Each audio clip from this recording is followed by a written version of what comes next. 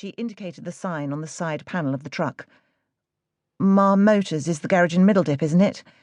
At the cross? Yes. You're not local, are you? Just moving in, to Honeybun Cottage. Not that it was any of his business. Can you give me a tow? He grimaced. You'll sue me if it turns out you've got a cracked neck. I won't, because I haven't, she snapped. But the Freelander's undrivable. I'd appreciate a tow. If I have to call someone else, I'll be sitting here in the rain for hours. He hesitated, then sighed. Come on, then. Ungraciously, he installed her in the passenger seat of the wrecker before spending 10 minutes clanging around at its rear, while Tess sank her swimming head on a seat that smelt of old oil and closed her eyes. Finally, he climbed back into the cab, shook the rain off his hair, and drove her the remaining mile or so to Middledip village. As the breakdown truck began to rumble along, he flipped his thumb in the direction of her poor Freelander. Were you fond of it? Loads. Everyone said it was a posy vehicle. I was living in London. But I love it. What's left of it, since it hit your truck. Nobody forced you to run it up my backside, he pointed out, disagreeably.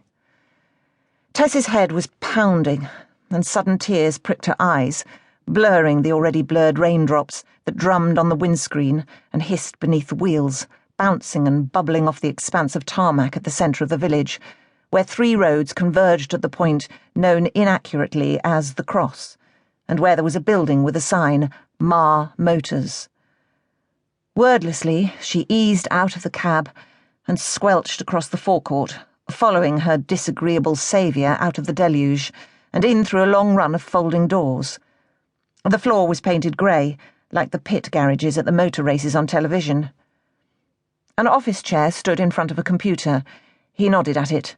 Sit there while I have a look at your car, and then we'll talk about what to do. He raised his voice to a masked figure welding under a ramp at the back of the garage. Joss, can you get her a cup of tea? She's had a prang. Pete, give me a hand, will you? A man uncoiled himself from under the bonnet of a little red sports car, pushing back floppy fair hair, smiled at Tess, and ran to help at the back of the breakdown truck. Aching and shaking too much to object to being ordered about, Tess gazed out through the hammering rain to where an old-fashioned van in Baker's livery graced the forecourt along with 2 old cars. Not banger-type old, but 1950s old, all grinning chrome grills, candy colours, and swiping tail fins. The forecourt looked like a classic car show. She let her chin sink onto her fist, and once again closed her eyes. What a crappy beginning to her fresh start. Joss, welding mask discarded, wiping his hands on his overalls and stamping about in motorcycle boots, rattled cups and filled the kettle. His long dark hair was pulled back in a ponytail, and he had a beard like Hagrid. Not the trendy goatee worn by so many men she'd known in London. He brought her steaming tea in a mug, with the MG logo on the side, and an open pack of sugar with a spoon sticking out. Through the strands of dripping hair she managed to smile, even as she shivered.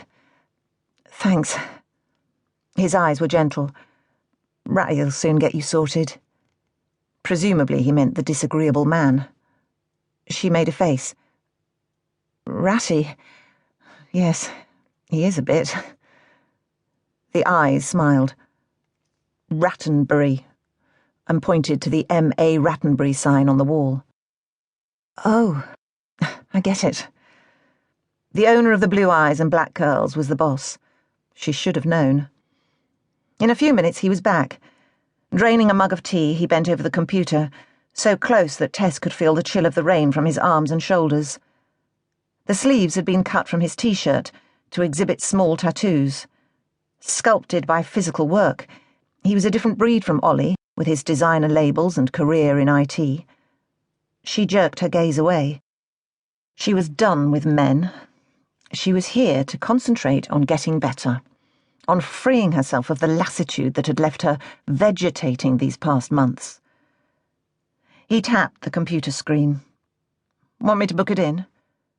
Her mind flipped to Channel 4 documentaries about tow bandits. Maybe he'd stick her with a